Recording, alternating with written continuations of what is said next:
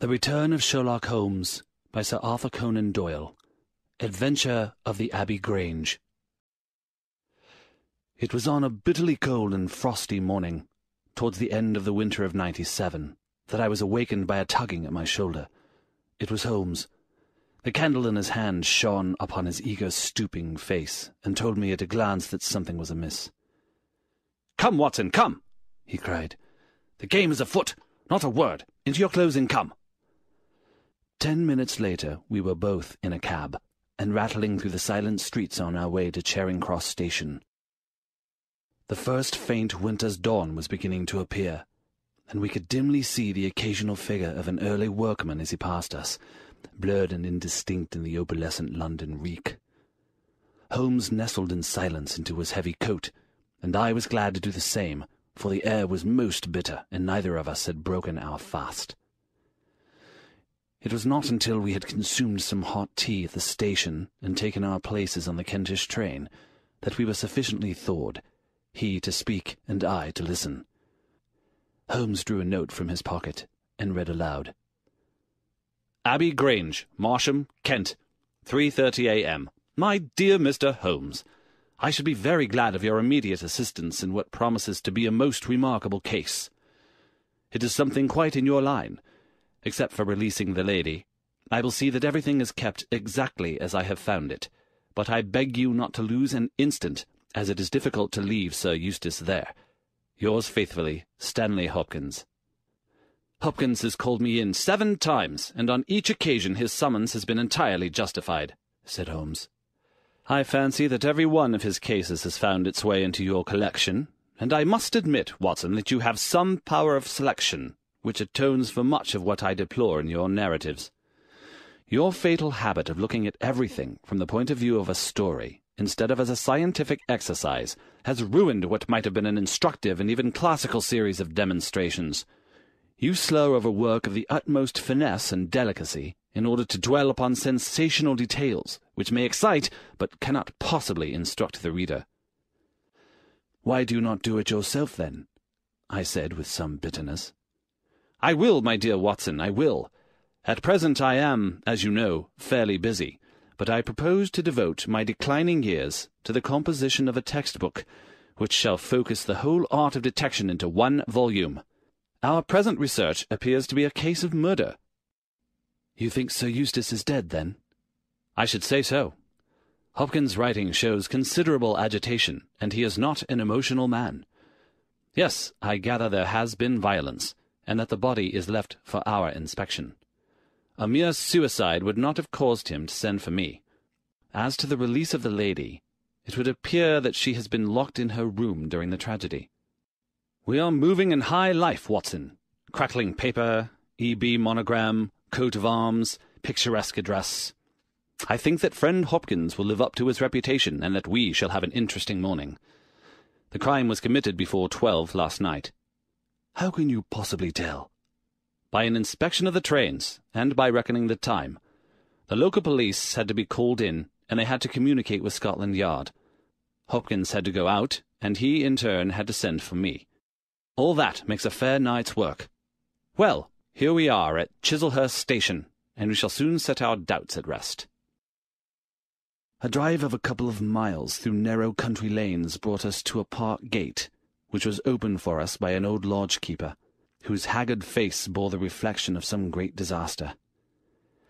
The avenue ran through a noble park, between lines of ancient elms, and ended in a low, wide-spread house, pillared in front after the fashion of Palladio.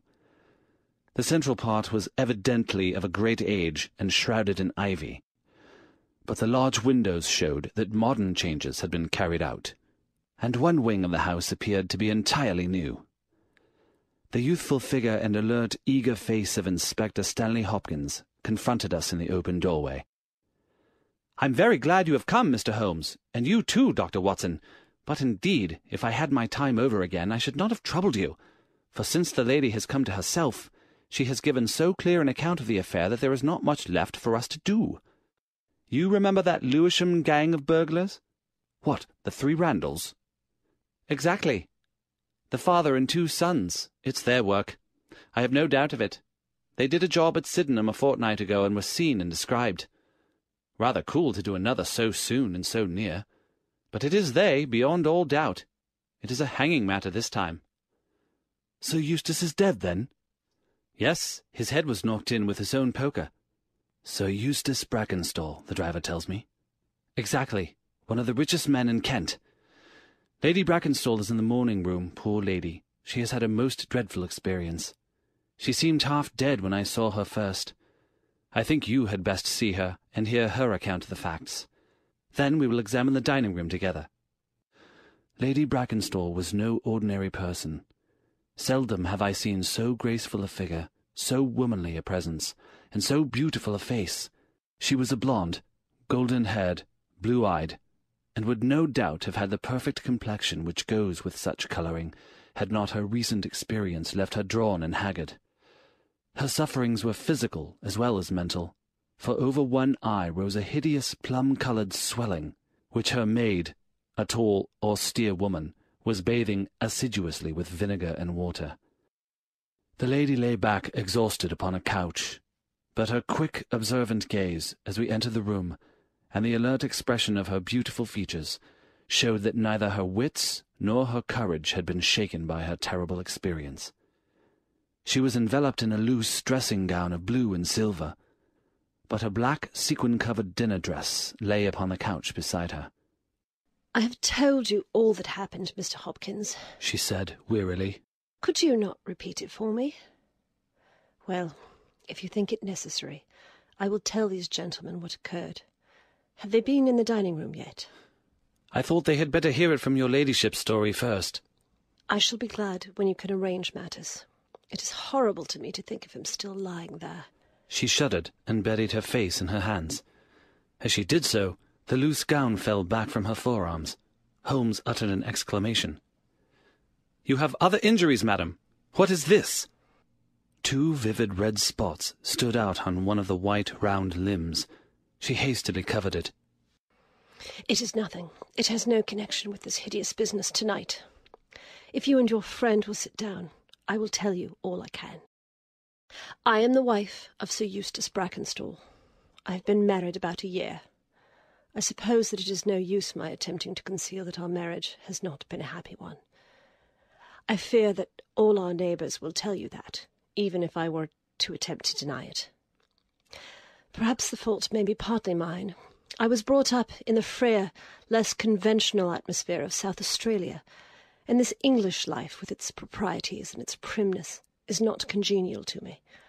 But the main reason lies in the one fact which is notorious to everyone, and that is that Sir Eustace was a confirmed drunkard. To be with such a man for an hour is unpleasant. Can you imagine what it means for a sensitive and high-spirited woman to be tied to him for day and night? It is a sacrilege, a crime, a villainy to hold that such a marriage is binding.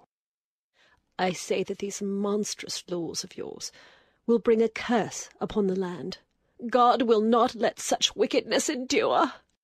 For an instant she sat up, her cheeks flushed, and her eyes blazing from under the terrible mark upon her brow.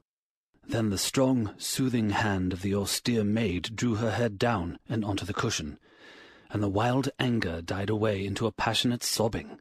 At last she continued, "I will tell you about last night. You are aware, perhaps, that in this house all the servants sleep in the modern wing. This central block is made up of the dwelling rooms, with the kitchen behind and our bedroom above. My maid, Teresa, sleeps above my room. There is no one else, and no sound could alarm those who are in the farther wing. This must have been well known to the robbers, or they would not have acted as they did. Sir Eustace retired about 10:30. The servants had already gone to their quarters. Only my maid was up, and she had remained in her room at the top of the house until I needed her services. I sat until after 11 in this room, absorbed in a book. Then I walked round to see that all was right before I went upstairs. It was my custom to do this myself, for, as I have explained, Sir Eustace was not always to be trusted.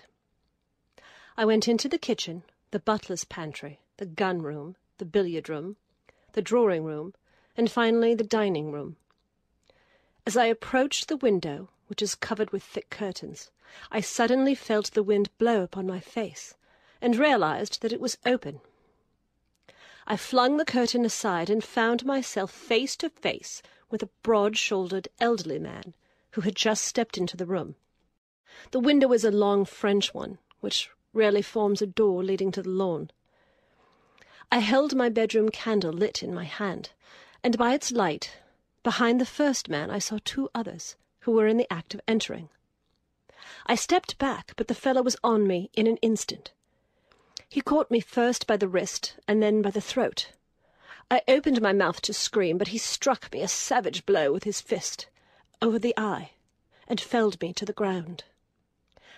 I must have been unconscious for a few minutes, for when I came to myself I found that they had torn down the bell rope, and had secured me tightly to the oaken chair which stands at the head of the dining table. I was so firmly bound that I could not move, and a handkerchief round my mouth prevented me from uttering a sound. It was at this instant that my unfortunate husband entered the room. He had evidently heard some suspicious sounds, and he came prepared for such a scene as he found. He was dressed in nightshirt and trousers, with his favourite blackthorn cudgel in his hand. He rushed at the burglars, but another, it was an elderly man, stooped, picked the poker out of the grate, and struck him a horrible blow as he passed.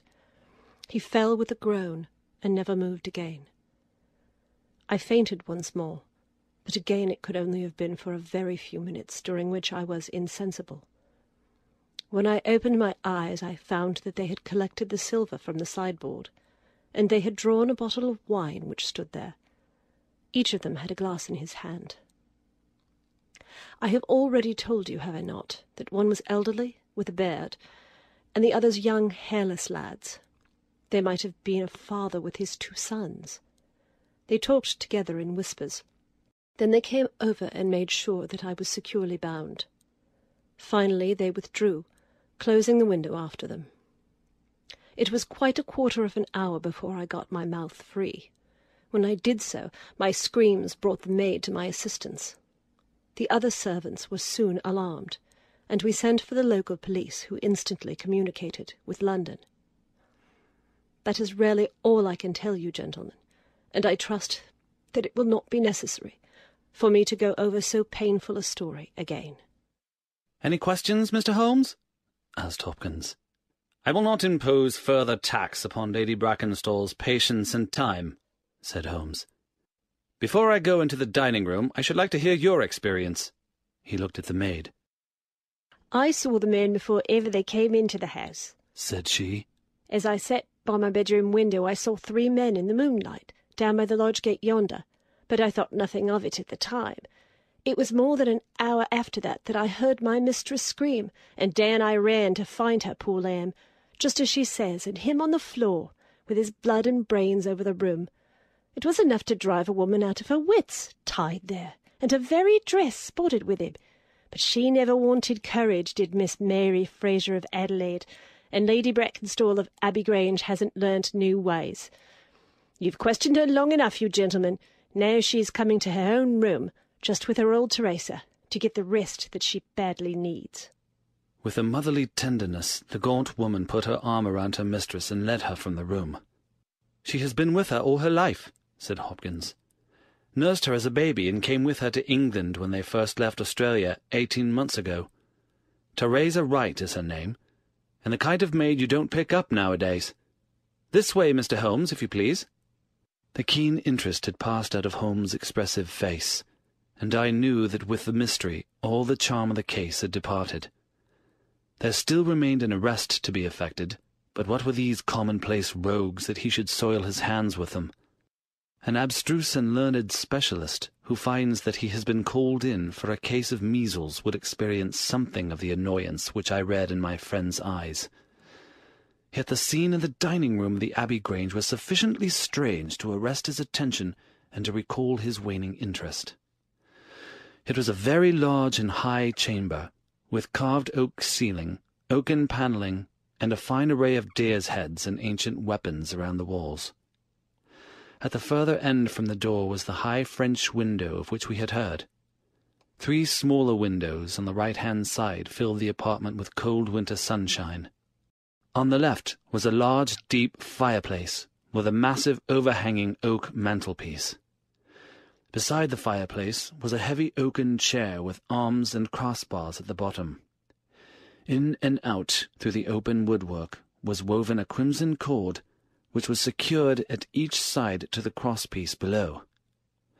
In releasing the lady, the cord had been slipped off her, but the knots with which it had been secured still remained. These details only struck our attention afterwards, for our thoughts were entirely absorbed by the terrible object which lay upon the tiger-skin hearthrug in front of the fire. It was the body of a tall, well-made man, about 40 years of age. He lay upon his back, his face upturned, with his white teeth grinning through his short black beard. His 2 clenched hands were raised above his head, and a heavy blackthorn stick lay across them. His dark, heavy, aquiline features were convulsed into a spasm of vindictive hatred, which had set his dead face in a terribly fiendish expression. He had evidently been in his bed when the alarm had broken out, for he wore a foppish, embroidered nightshirt, and his bare feet projected from his trousers. His head was horribly injured, and the whole room bore witness to the savage ferocity of the blow which had struck him down. Beside him lay the heavy poker, bent into a curve by the concussion. Holmes examined both it and the indescribable wreck which it had wrought. "He must be a powerful man, this elder Randall," he remarked. "Yes," said Hopkins. "I have some record of the fellow, and he is a rough customer." "You should have no difficulty in getting him." "Not the slightest. We have been on the lookout for him, and there was some idea that he had got away to America. Now that we know that the gang are here, I don't see how they can escape. We have the news at every seaport already, and a reward will be offered before evening. What beats me is how they could have done so mad a thing, knowing that the lady could describe them, and that we could not fail to recognize the description." "Exactly. One would have expected that they would silence Lady Brackenstall as well." "They may not have realized," I suggested, "that she had recovered from her faint." "That is likely enough. If she seemed to be senseless, they would not take her life. What about this poor fellow, Hopkins? I seem to have heard some queer stories about him." "He was a good-hearted man when he was sober, but a perfect fiend when he was drunk. Or rather when he was half-drunk, for he seldom really went the whole way. The devil seemed to be in him at such times, and he was capable of anything. From what I hear, in spite of all his wealth and his title, he very nearly came our way once or twice. There was a scandal about his drenching a dog with petroleum and setting it on fire. Her ladyship's dog, to make the matter worse. And that was only hushed up with difficulty. Then he threw a decanter at the maid to raise her right. There was trouble about that. On the whole, and between ourselves, it will be a brighter house without him. What are you looking at now?" Holmes was down on his knees, examining with great attention the knots upon the red cord with which the lady had been secured. Then he carefully scrutinized the broken frayed end where it had snapped off when the burglar had dragged it down. "When this was pulled down, the bell in the kitchen must have rung loudly," he remarked. "No one could hear it. The kitchen stands right at the back of the house." "How did the burglar know no one would hear it? How dared he pull a bell rope in that reckless fashion?" "Exactly, Mr. Holmes, exactly. You put the very question which I have asked myself again and again. There can be no doubt that this fellow must have known the house and its habits. He must have perfectly understood that the servants would all be in bed at that comparatively early hour, and that no one could possibly hear a bell ring in the kitchen. Therefore, he must have been in close league with one of the servants. Surely that is evident. But there are 8 servants, and all of good character." "Other things being equal," said Holmes, "one would suspect the one at whose head the master threw a decanter. And yet that would involve treachery toward the mistress, to whom this woman seems devoted." Well, the point is a minor one, and when you have Randall you will probably find no difficulty in securing his accomplice. The lady's story certainly seems to be corroborated, if it needed corroboration, by every detail which we see before us." He walked to the French window and threw it open. "There are no signs here, but the ground is iron hard, and one would not expect them. I see these candles on the mantelpiece have been lighted. Yes, it was by their light, and that of the lady's bedroom candle, that the burglars saw their way about." "And what did they take?" "Well, they did not take much, only 6 articles of plate off the sideboard. Lady Brackenstall thinks that they were themselves so disturbed by the death of Sir Eustace that they did not ransack the house as they would otherwise have done." "No doubt that is true. And yet they drank some wine, I understand." "To steady their nerves." "Exactly. These 3 glasses upon the sideboard have been untouched, I suppose?" "Yes, and the bottle stands as they left it." "Let us look at it, then. Hello, what is this?" The 3 glasses were grouped together, all of them tinged with wine, and one of them containing some dregs of beeswing. The bottle stood near them, 2/3 full, and beside it lay a long, deeply stained cork. Its appearance and the dust upon the bottle showed that it was no common vintage which the murderers had enjoyed. A change had come over Holmes' manner. He had lost his listless expression, and again I saw an alert light of interest in his keen, deep-set eyes. He raised the cork and examined it minutely. "How did they draw it?" he asked. Hopkins pointed to a half-opened drawer. In it lay some table linen and a large corkscrew. "Did Lady Brackenstall say that screw was used?" "No. You remember that she was senseless at the moment when the bottle was opened." "Quite so. As a matter of fact, that screw was not used. This bottle was opened by a pocket screw, probably contained in a knife, and not more than 1.5 inches long. If you will examine the top of the cork, you will observe that the screw was driven in 3 times before the cork was extracted. It has never been transfixed. This long screw would have transfixed it and drawn it up with a single pull. When you catch this fellow, you will find that he has one of these multiplex knives in his possession." "Excellent," said Hopkins. "But these glasses do puzzle me, I confess. Lady Brackenstall actually saw these men drinking, did she not?" "Yes, she was clear about that." "Then there is an end of it. What more is to be said? And yet you must admit that the 3 glasses are very remarkable, Hopkins." "What? You see nothing remarkable? Well, let it pass. Perhaps when a man has special knowledge and special powers like my own, it rather encourages him to seek a complex explanation when a simpler one is at hand.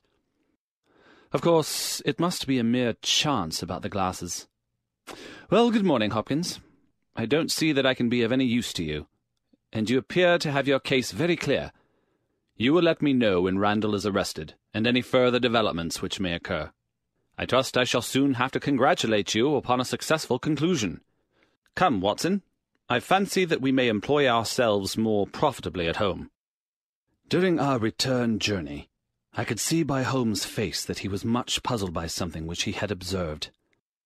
Every now and then, by an effort, he would throw off the impression and talk as if the matter were clear, but then his doubts would settle down upon him again, and his knitted brows and abstracted eyes would show that his thoughts had gone back once more to the great dining-room of the Abbey Grange, in which this midnight tragedy had been enacted. At last, by a sudden impulse, just as our train was calling out of a suburban station, he sprang on to a platform and pulled me out after him. "I am sorry to make you the victim of what may seem a mere whim, but on my life, Watson, I simply can't leave that case in this condition. Every instinct that I possess cries out against it. It's wrong. It's all wrong. I'll swear that it's wrong.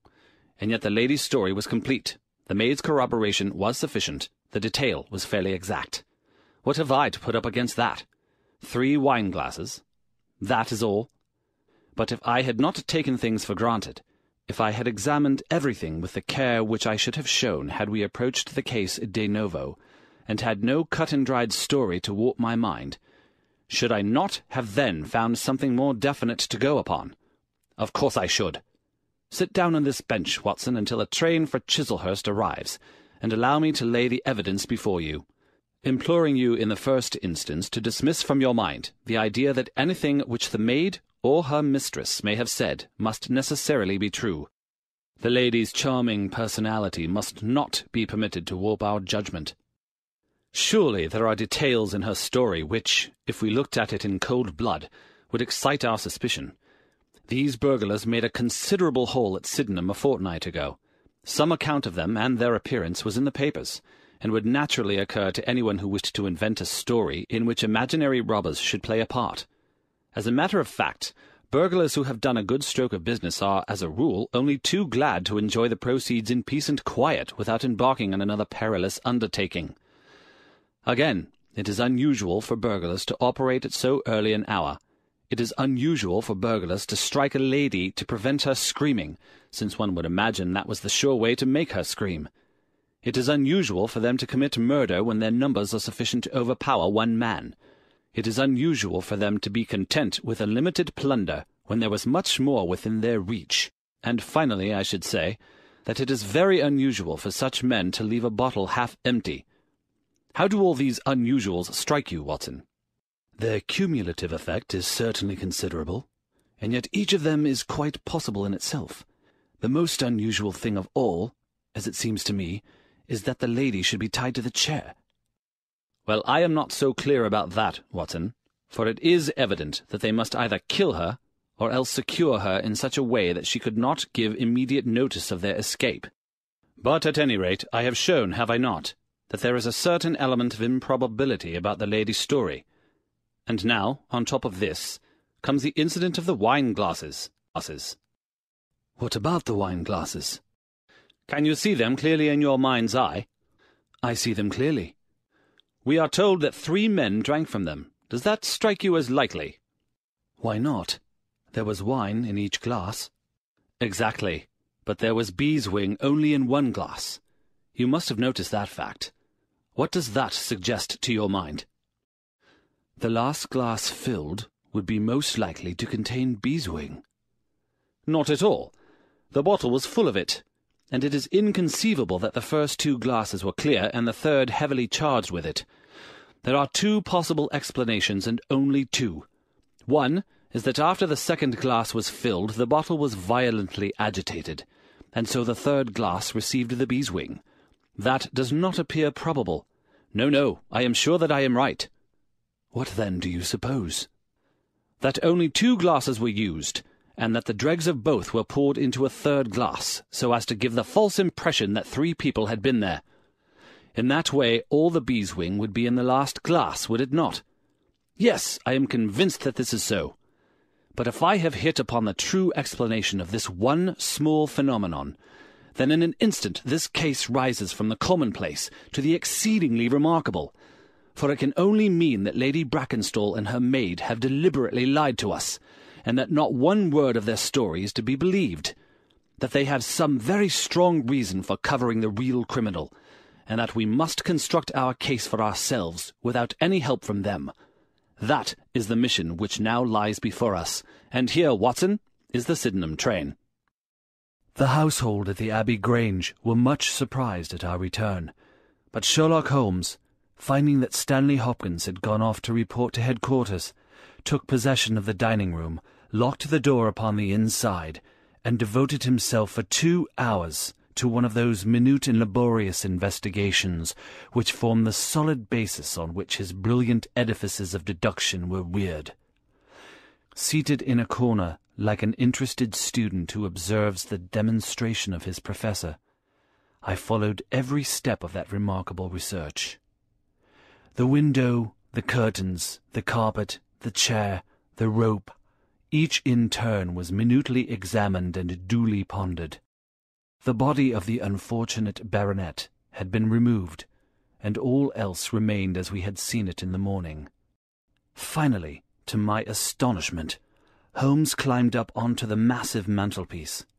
Far above his head hung the few inches of red cord which was still attached to the wire.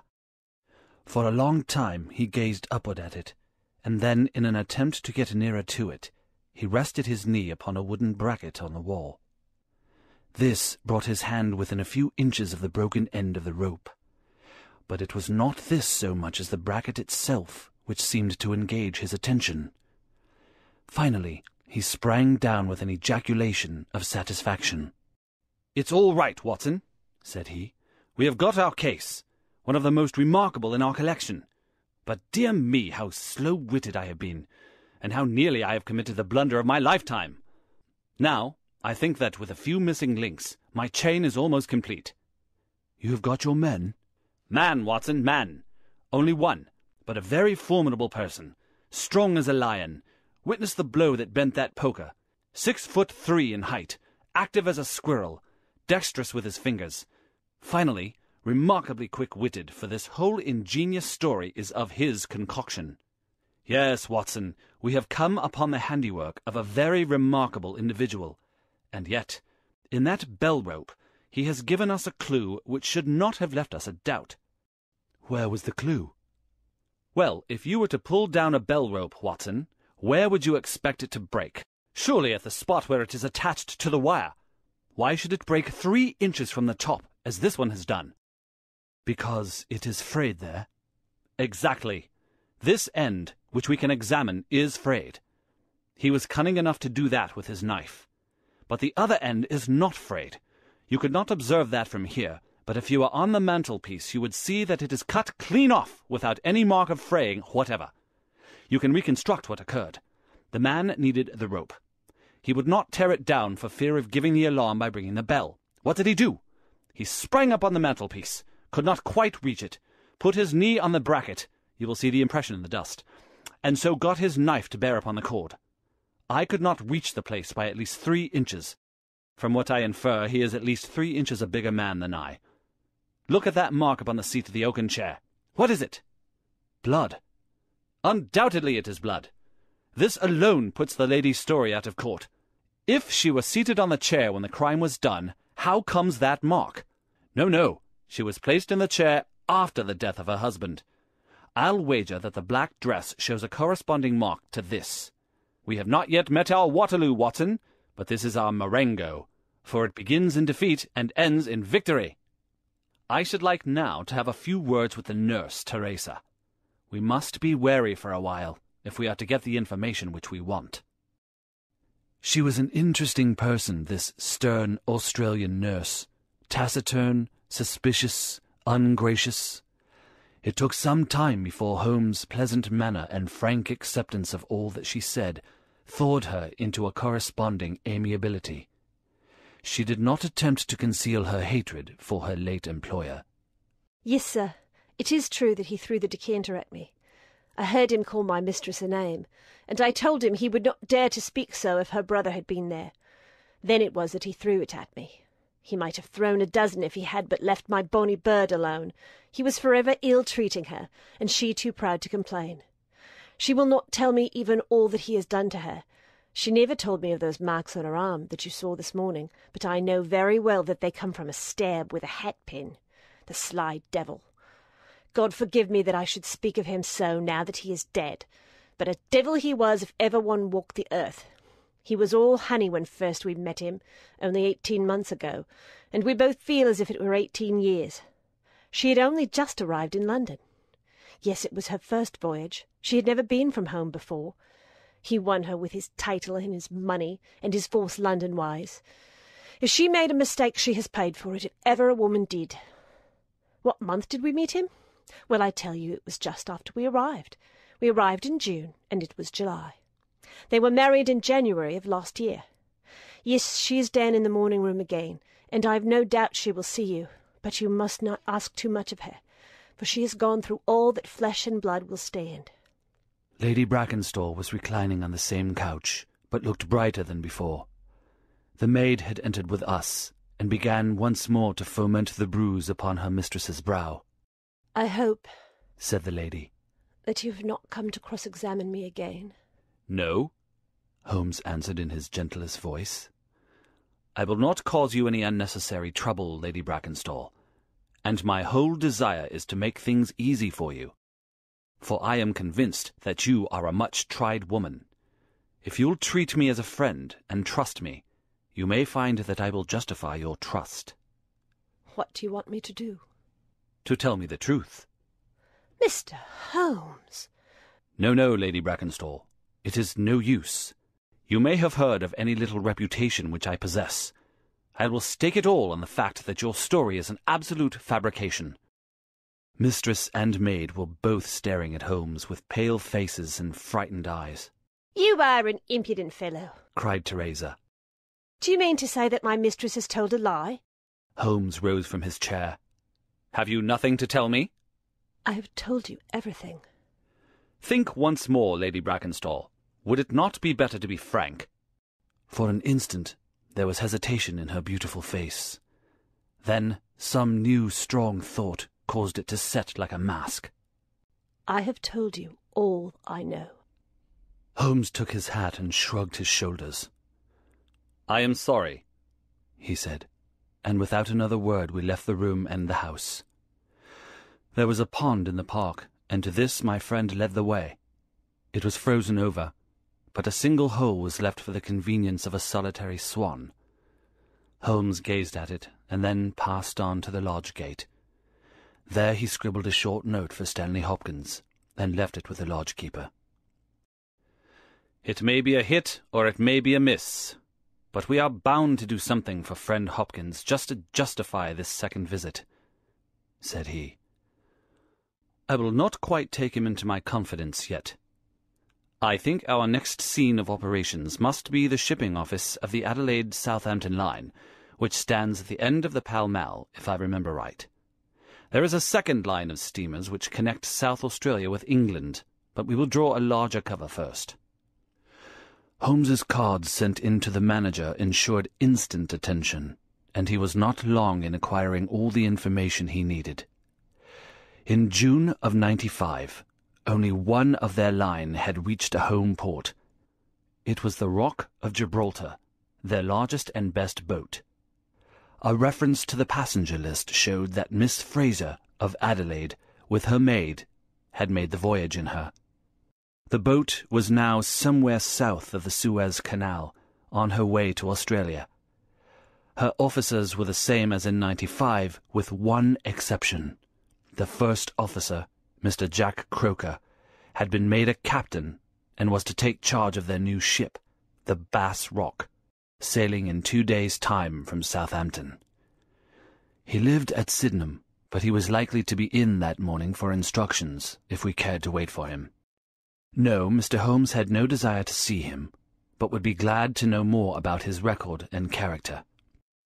His record was magnificent. There was not an officer in the fleet to touch him. As to his character, he was reliable on duty, but a wild, desperate fellow off the deck of his ship, hot-headed, excitable, but loyal, honest, and kind-hearted. That was the pith of the information with which Holmes left the office of the Adelaide-Southampton Company. Thence he drove to Scotland Yard, but instead of entering, he sat in his cab with his brows drawn down, lost in profound thought. Finally, he drove round to the Charing Cross telegraph office, sent off a message, and then, at last, we made for Baker Street once more. "No, I couldn't do it, Watson," said he as we re-entered our room. "Once that warrant was made out, nothing on earth would save him. Once or twice in my career, I feel that I have done more real harm by my discovery of the criminal than ever he had done by his crime. I have learnt caution now, and I had rather play tricks with the law of England than with my own conscience. Let us know a little more before we act." Before evening, we had a visit from Inspector Stanley Hopkins. Things were not going very well with him. "I believe that you are a wizard, Mr. Holmes. I really do sometimes think that you have powers that are not human. Now, how on earth could you know that the stolen silver was at the bottom of that pond?" "I didn't know it." "But you told me to examine it." "You got it, then?" "Yes, I got it. I am very glad if it helped you." "But you haven't helped me. You have made the affair far more difficult. What sort of burglars are they who steal silver and then throw it into the nearest pond?" "It was certainly rather eccentric behavior. I was merely going on the idea that if the silver had been taken by persons who did not want it, who merely took it for a blind, as it were, then they would naturally be anxious to get rid of it." "But why should such an idea cross your mind?" "Well, I thought it was possible. When they came out through the French window, There was the pond with one tempting little hole in the ice right in front of their noses. Could there be a better hiding place? Ah, a hiding place! That is better! Cried Stanley Hopkins. Yes, I see it all now. It was early. There were folk upon the roads. They were afraid of being seen with the silver, so they sank it in the pond, intending to return for it when the coast was clear. Excellent, Mr. Holmes. That is better than your idea of a blind. Quite so. You have got an admirable theory. I have no doubt that my own ideas were quite wild, but you must admit that they have ended in discovering the silver. Yes, sir, yes. It was all your doing. But I have had a setback. A setback? Yes, Mr. Holmes. The Randall gang were arrested in New York this morning. Dear me, Hopkins, that is certainly rather against your theory that they committed the murder in Kent last night. It is fatal, Mr. Holmes, absolutely fatal. Still, there are other gangs of 3 besides the Randalls, or it may be some new gang of which the police have never heard. Quite so. It is perfectly possible. What, are you off? Yes, Mr. Holmes. There is no rest for me until I have got to the bottom of the business. I suppose you have no hint to give me? I have given you one. Which? Well, I suggested a blind.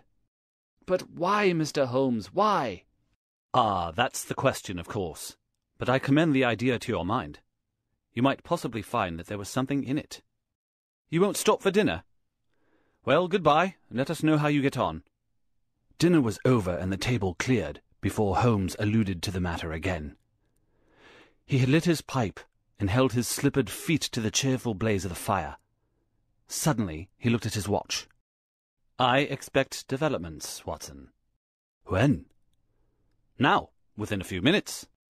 I dare say you thought I acted rather badly to Stanley Hopkins just now. I trust your judgment. A very sensible reply, Watson. You must look at it this way. What I know is unofficial. What he knows is official. I have the right to private judgment, but he has none. He must disclose all, or he is a traitor to his service. In a doubtful case, I would not put him in so painful a position, and so I reserve my information until my own mind is clear upon the matter. But when will that be? The time has come. You will now be present at the last scene of a remarkable little drama. There was a sound upon the stairs, and our door was opened to admit as fine a specimen of manhood as ever passed through it. He was a very tall young man, golden-moustached, blue-eyed, with a skin which had been burned by tropical suns, and a springy step which showed that the huge frame was as active as it was strong. He closed the door behind him, and then he stood with clenched hands and heaving breast, choking down some overmastering emotion. "Sit down, Captain Croker. You got my telegram?" Our visitor sank into an armchair and looked from one to the other of us with questioning eyes. "I got your telegram, and I came at the hour you said. I heard that you had been down to the office. There was no getting away from you. Let's hear the worst. What are you going to do with me? Arrest me? Speak out, man! You can't sit there and play with me like a cat with a mouse." "Give him a cigar," said Holmes. "Bite on that, Captain Croker, and don't let your nerves run away with you. I should not sit here smoking with you if I thought that you were a common criminal. You may be sure of that.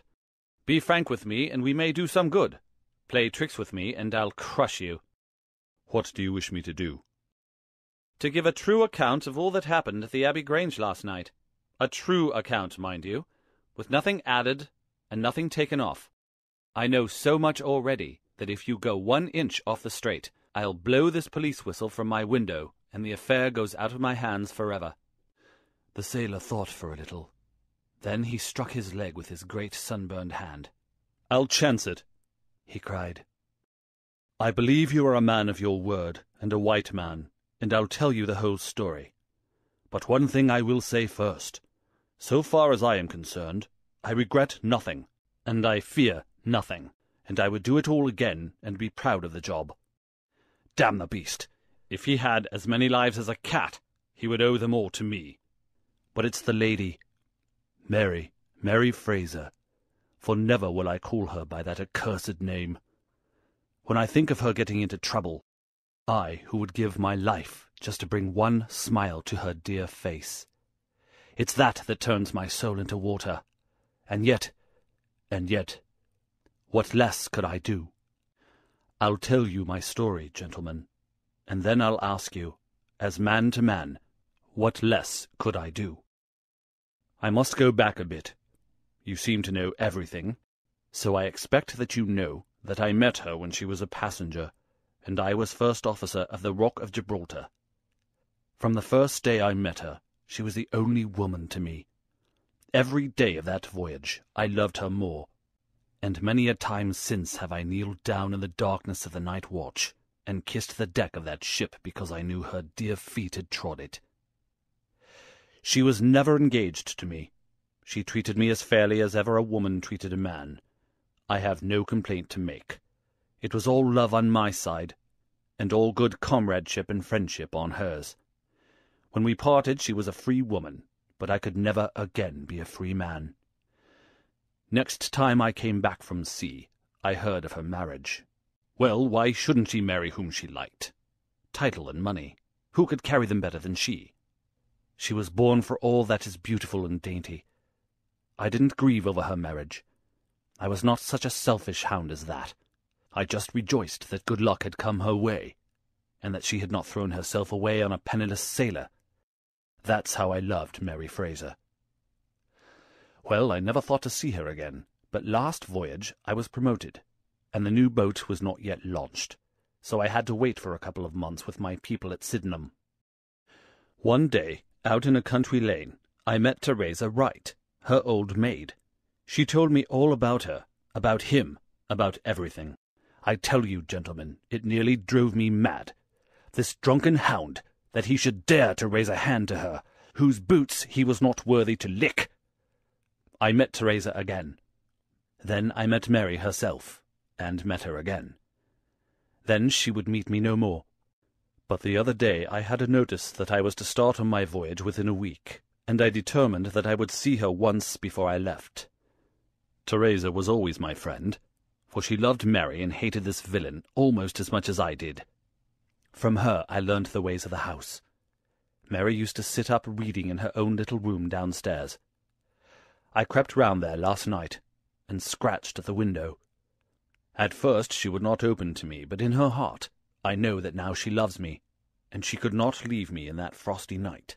She whispered to me to come round to the big front window, and I found it open before me so as to let me into the dining-room. Again I heard from her own lips things that made my blood boil, and again I cursed this brute who mishandled the woman I loved. Well, gentlemen, I was standing with her just inside the window, in all innocence, as God is my judge, when he rushed like a madman into the room, called her the vilest name a man could use to a woman, and welted her across the face with the stick he had in his hand. I had sprung for the poker, and it was a fair fight between us.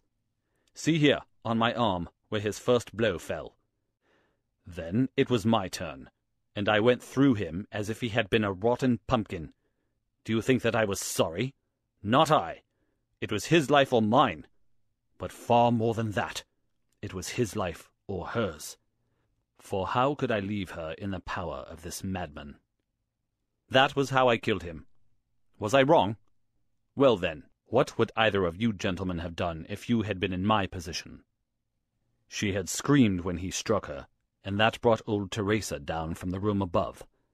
There was a bottle of wine on the sideboard, and I opened it and poured a little between Mary's lips, for she was half dead with shock.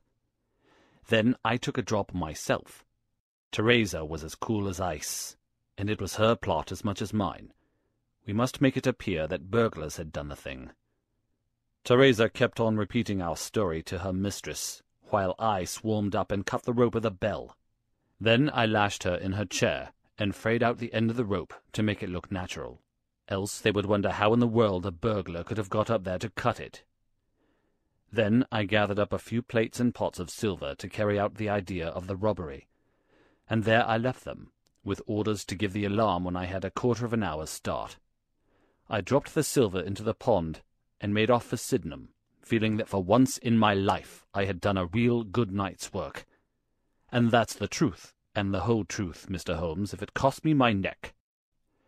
Holmes smoked for some time in silence. Then he crossed the room, and shook our visitor by the hand. "That's what I think," said he. "I know that every word is true, for you have hardly said a word which I did not know. No one but an acrobat or a sailor could have got up to that bell-rope from the bracket, and no one but a sailor could have made the knots with which the cord was fastened to the chair. Only once had this lady been brought into contact with sailors, and that was on her voyage, and it was someone of her own class of life, since she was trying hard to shield him, and so showing that she loved him. You see how easy it was for me to lay my hands upon you when once I had started upon the right trail. I thought the police never could have seen through our dodge. And the police haven't, nor will they, to the best of my belief. Now look here, Captain Croker, this is a very serious matter, though I am willing to admit that you acted under the most extreme provocation to which any man could be subjected. I am not sure that in defense of your own life your action will not be pronounced legitimate. However, that is for a British jury to decide. Meanwhile, I have so much sympathy for you that, if you choose to disappear in the next 24 hours, I will promise you that no one will hinder you." "And then it will all come out?" "Certainly it will come out." The sailor flushed with anger. "What sort of proposal is that to make to a man? I know enough of law to understand that Mary would be held as an accomplice. Do you think I would leave her alone to face the music while I slunk away? No, sir. Let them do their worst upon me. But for heaven's sake, Mr. Holmes, find some way of keeping my poor Mary out of the courts." Holmes, for a second time, held out his hand to the sailor. "I was only testing you, and you ring true every time. Well, it is a great responsibility that I take upon myself, but I have given Hopkins an excellent hint, and if he can't avail himself of it, I can do no more. See here, Captain Croker, we will do this in due form of law. You are the prisoner. Watson, you are a British jury, and I never met a man who was more eminently fitted to represent one. I am the judge. Now, gentlemen of the jury, you have heard the evidence. Do you find the prisoner guilty or not guilty?" "Not guilty, my lord," said I. "Vox populi, vox Dei. You are acquitted, Captain Croker. So long as the law does not find some other victim, you are safe from me. Come back to this lady in a year, and may her future and yours justify us in the judgment which we have pronounced this night." End of The Adventure of the Abbey Grange. The Return of Sherlock Holmes by Sir Arthur Conan Doyle. The Adventure of the Second Stain. I had intended The Adventure of the Abbey Grange to be the last of those exploits of my friend Mr. Sherlock Holmes which I should ever communicate to the public.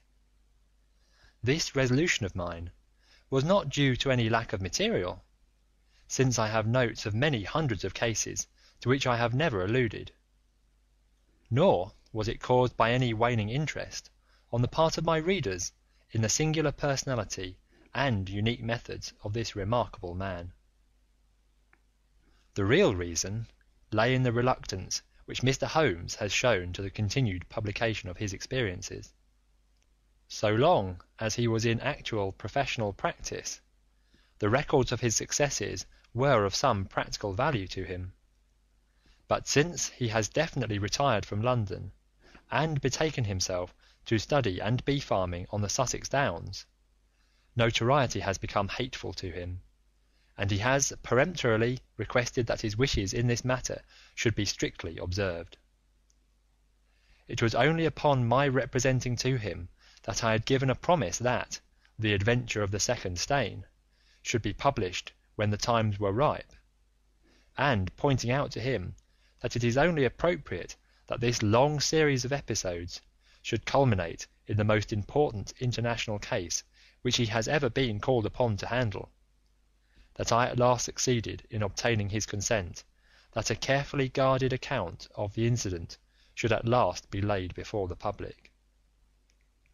If, in telling the story, I seem to be somewhat vague in certain details, the public will readily understand that there is an excellent reason for my reticence. It was then, in a year, and even in a decade that shall be nameless, that upon one Tuesday morning in autumn we found 2 visitors of European fame within the walls of our humble room in Baker Street. The one, austere, high-nosed, eagle-eyed and dominant, was none other than the illustrious Lord Bellinger, twice Premier of Britain. The other, dark, clear-cut and elegant, hardly yet of middle age, and endowed with every beauty of body and of mind, was the Right Honourable Trelawney Hope, Secretary for European Affairs, and the most rising statesman in the country. They sat side by side upon our paper-littered settee, and it was easy to see from their worn and anxious faces that it was business of the most pressing importance which had brought them. The Premier's thin, blue-veined hands were clasped tightly over the ivory head of his umbrella, and his gaunt, ascetic face looked gloomily from Holmes to me. The European Secretary pulled nervously at his moustache, and fidgeted with the seals of his watch-chain. "When I discovered my loss, Mr. Holmes, which was at 8 o'clock this morning, I at once informed the Prime Minister. It was at his suggestion that we have both come to you." "Have you informed the police?" "No, sir," said the Prime Minister, with the quick, decisive manner for which he was famous. "We have not done so, nor is it possible that we should do so. To inform the police must, in the long run, mean to inform the public. This is what we particularly desire to avoid." "And why, sir?" "Because the document in question is of such immense importance that its publication might very easily, I might almost say probably, lead to European complications of the utmost moment. It is not too much to say that peace or war may hang upon the issue.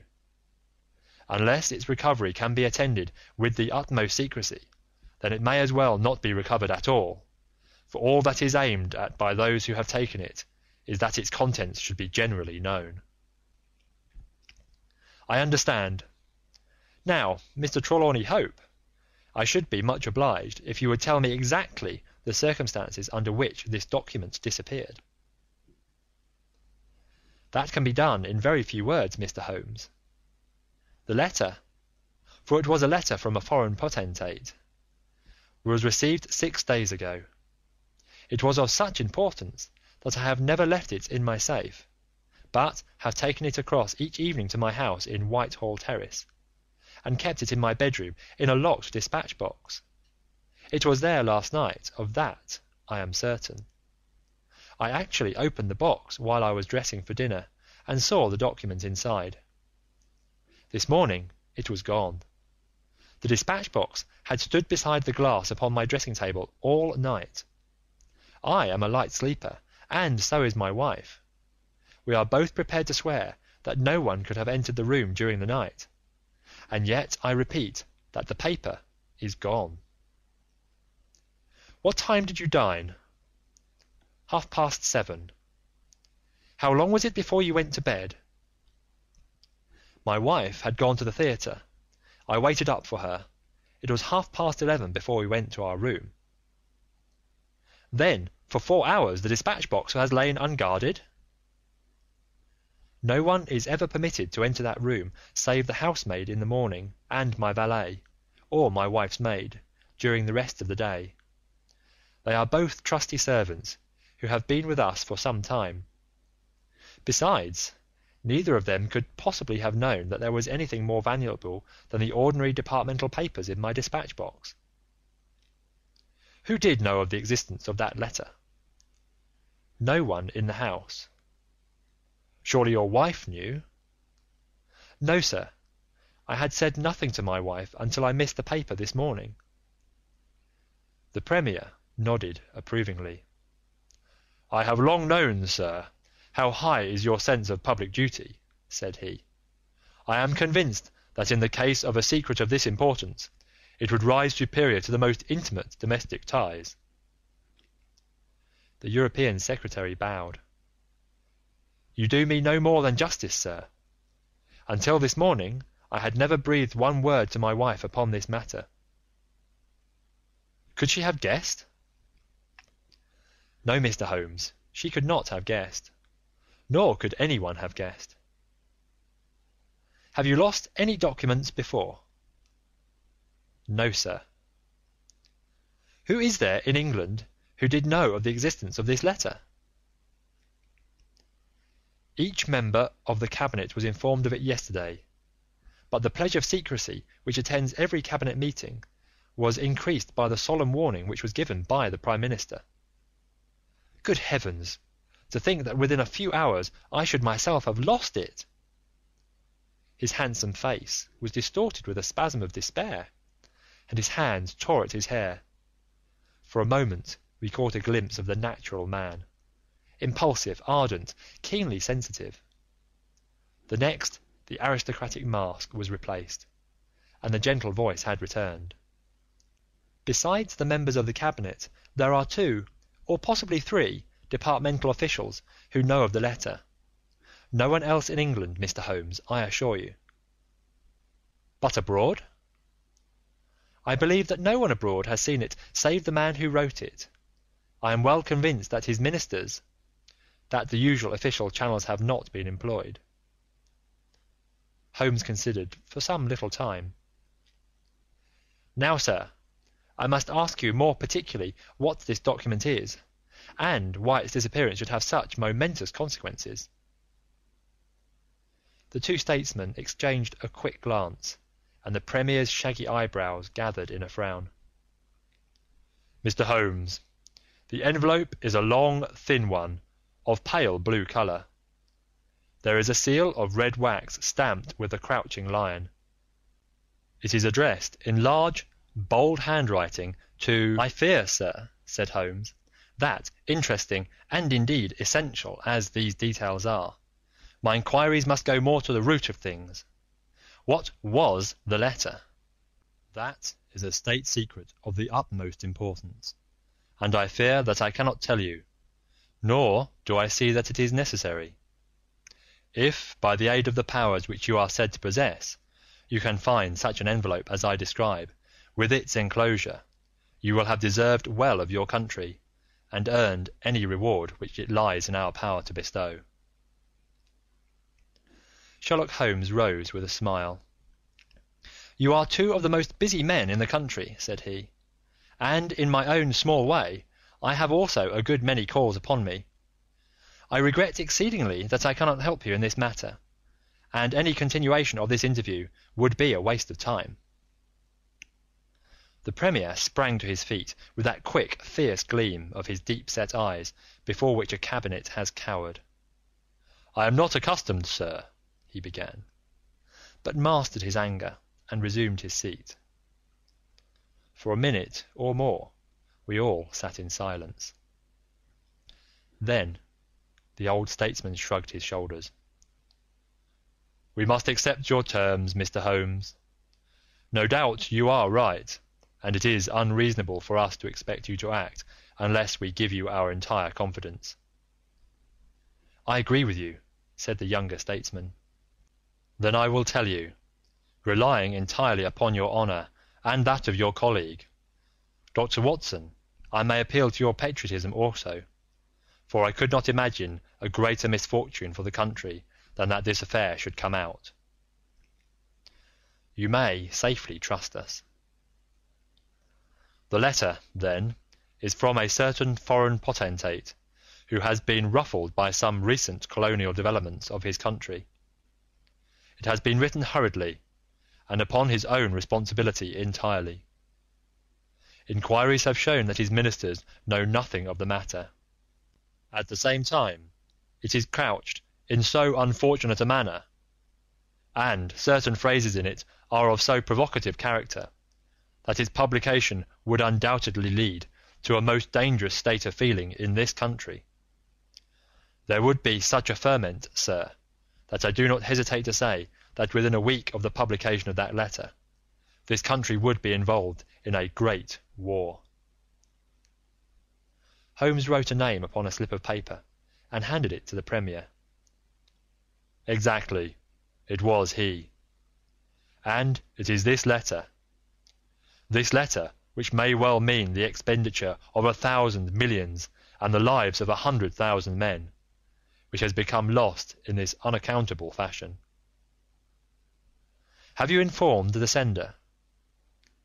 Yes, sir. A cipher telegram has been dispatched. Perhaps he desires the publication of the letter.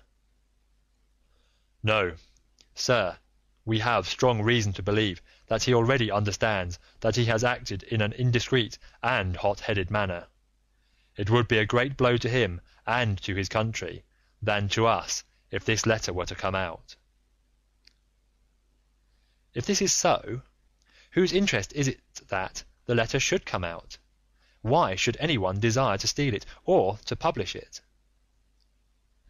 There, Mr. Holmes, you take me into regions of high international politics. But if you consider the European situation, you will have no difficulty in perceiving the motive. The whole of Europe is an armed camp. There is a double league which makes a fair balance of military power. Great Britain holds the scales. If Britain were driven into war with one confederacy, it would assure the supremacy of the other confederacy, whether they joined in the war or not. Do you follow? Very clearly. It is then the interest of the enemies of this potentate to secure and publish this letter, so as to make a breach between his country and ours. Yes, sir. And to whom would this document be sent if it fell into the hands of an enemy? To any of the great chancelleries of Europe. It is probably speeding on its way thither at the present instant as fast as steam can take it. Mr. Trelawney Hope dropped his head on his chest and groaned aloud. The Premier placed his hand kindly upon his shoulder. It is your misfortune, my dear fellow. No one can blame you. There is no precaution which you have neglected. Now, Mr. Holmes, you are in full possession of the facts. What course do you recommend? Holmes shook his head mournfully. You think, sir, that unless this document is recovered, there will be war? I think it is very probable. Then, sir, prepare for war. That is a hard saying, Mr. Holmes. Consider the facts, sir. It is inconceivable that it was taken after 11:30 at night, since I understand that Mr. Hope and his wife were both in the room from that hour until the loss was found out. It was taken, then, yesterday evening between 7:30 and 11:30, probably near the earlier hour, since whoever took it evidently knew that it was there and would naturally secure it as early as possible. Now, sir, if a document of this importance were taken at that hour, where can it be now? No one has any reason to retain it. It has been passed rapidly on to those who need it. What chance have we now to overtake or even to trace it? It is beyond our reach. The Prime Minister rose from the settee. What you say is perfectly logical, Mr. Holmes. I feel that the matter is indeed out of our hands. Let us presume, for argument's sake, that the document was taken by the maid or by the valet. They are both old and trusted servants. I understand you to say that your room is on the second floor, that there is no entrance from without, and that from within no one could go up unobserved. It must, then, be somebody in the house who has taken it. To whom would the thief take it? To one of several international spies and secret agents, whose names are tolerably familiar to me. There are three who may be said to be the heads of their profession. I will begin my research by going round and finding if each of them is at his post. If one is missing, especially if he has disappeared since last night, we will have some indication as to where the document has gone. Why should he be missing? Asked the European Secretary. He would take the letter to an embassy in London, as likely as not. I fancy not. These agents work independently, and their relations with the embassies are often strained." The Prime Minister nodded his acquiescence. "I believe you are right, Mr. Holmes. He would take so valuable a prize to headquarters with his own hands. I think that your course of action is an excellent one. Meanwhile, Hope, we cannot neglect all our other duties on account of this one misfortune. Should there be any fresh developments during the day, we shall communicate with you, and you will no doubt let us know the result of your own inquiries." The two statesmen bowed and walked gravely from the room. When our illustrious visitors had departed, Holmes lit his pipe in silence, and sat for some time lost in the deepest thoughts. I had opened the morning paper, and was immersed in a sensational crime which had occurred in London the night before, when my friend gave an exclamation, sprang to his feet, and laid his pipe down upon the mantelpiece. "Yes," said he, "there is no better way of approaching it. The situation is desperate, but not hopeless. Even now, if we could be sure which of them has taken it, it is just possible that it has not yet passed out of his hands. After all, it is a question of money with these fellows, and I have the British Treasury behind me. If it's on the market, I'll buy it, if it means another penny on the income tax.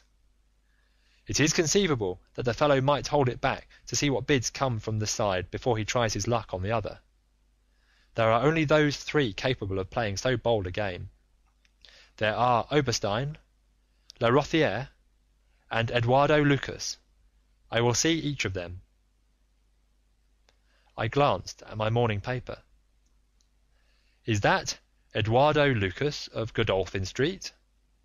"Yes." "You will not see him." "Why not?" "He was murdered in his house last night." My friend has so often astonished me in the course of our adventures that it was with a sense of exultation that I realized how completely I had astonished him. He stared in amazement, and then snatched the paper from my hands. This was the paragraph which I had been engaged in reading when he rose from his chair. "Murder in Westminster. A crime of mysterious character was committed last night at 16 Godolphin Street, one of the old-fashioned and secluded rows of 18th century houses which lie between the river and the Abbey, almost in the shadow of the great tower of the Houses of Parliament. This small but select mansion has been inhabited for some years by Mr. Eduardo Lucas, well known in society circles, both on account of his charming personality and because he has the well-deserved reputation of being one of the best amateur tenors in the country.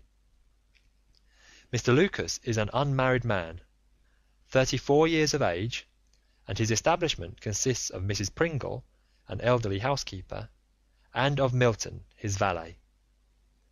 The former retires early and sleeps at the top of the house. The valet was out for the evening, visiting a friend at Hammersmith. From 10 o'clock onward, Mr. Lucas had the house to himself. What occurred during that time has not yet transpired, but at 11:45, Police Constable Barrett, passing along Godolphin Street, observed that the door of number 16 was ajar. He knocked, but received no answer. Perceiving a light in the front room, he advanced into the passage and again knocked, but without reply. He then pushed open the door and entered.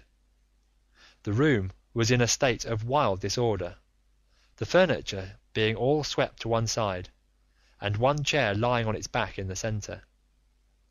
Beside this chair, and still grasping one of its legs, lay the unfortunate tenant of the house. He had been stabbed to the heart, and must have died instantly. The knife with which the crime had been committed was a curved Indian dagger, plucked down from a trophy of Oriental arms which adorned one of the walls. Robbery does not appear to have been the motive of the crime, for there had been no attempt to remove the valuable contents of the room. Mr. Eduardo Lucas was so well known and popular that his violent and mysterious fate will arouse painful interest and intense sympathy in a widespread circle of friends. "Well, Watson, what do you make of this?" asked Holmes, after a long pause. "It is an amazing coincidence." "A coincidence? Here is one of the 3 men whom we had named as possible actors in this drama, and he meets a violent death during the very hours when we know that that drama was being enacted. The odds are enormous against it being coincidence. No figures could express them. No, my dear Watson, the 2 events are connected, must be connected. It is for us to find the connection." "But now the official police must know all." "Not at all. They know all they see at Godolphin Street. They know, and shall know, nothing of Whitehall Terrace. Only we know of both events, and can trace the relation between them. There is one obvious point which would, in any case, have turned my suspicions against Lucas. Godolphin Street, Westminster, is only a few minutes' walk from Whitehall Terrace. The other secret agents whom I have named live in the extreme West End. It was easier, therefore, for Lucas than for the others to establish a connection or receive a message from the European Secretary's household. A small thing, and yet where events are compressed into a few hours, it may prove essential. Halloa! What have we here?" Mrs. Hudson had appeared with a lady's card upon her salver. Holmes glanced at it, raised his eyebrows, and handed it over to me. "Ask Lady Hilda Trelawney Hope if she will be kind enough to step up," he said. A moment later, our modest apartment, already so distinguished that morning, was further honoured by the entrance of the most lovely woman in London. I had often heard of the beauty of the youngest daughter of the Duke of Belminster, but no description of it, and no contemplation of colourless photographs, had prepared me for the subtle, delicate charm and the beautiful colouring of that exquisite head. And yet, as we saw it that autumn morning, it was not its beauty which would be the first thing to impress the observer. The cheek was lovely, but it was paled with emotion. The eyes were bright, but it was the brightness of fever. The sensitive mouth was tight and drawn in an effort after self-command. Terror, not beauty, was what sprang first to the eye as our fair visitor stood framed for an instant in the open door. "Has my husband been here, Mr. Holmes?" "Yes, madam, he has been here." "Mr. Holmes, I implore you not to tell him that I came here." Holmes bowed coldly, and motioned the lady to a chair. "Your ladyship places me in a very delicate position. I beg that you will sit down and tell me what you desire, but I fear that I cannot make any unconditional promise." She swept across the room, and seated herself with her back to the window. It was a queenly presence, tall, graceful, and intensely womanly. "Mr. Holmes," she said, and her white-gloved hands clasped and unclasped as she spoke, "I will speak frankly to you in the hopes that it may induce you to speak frankly in return.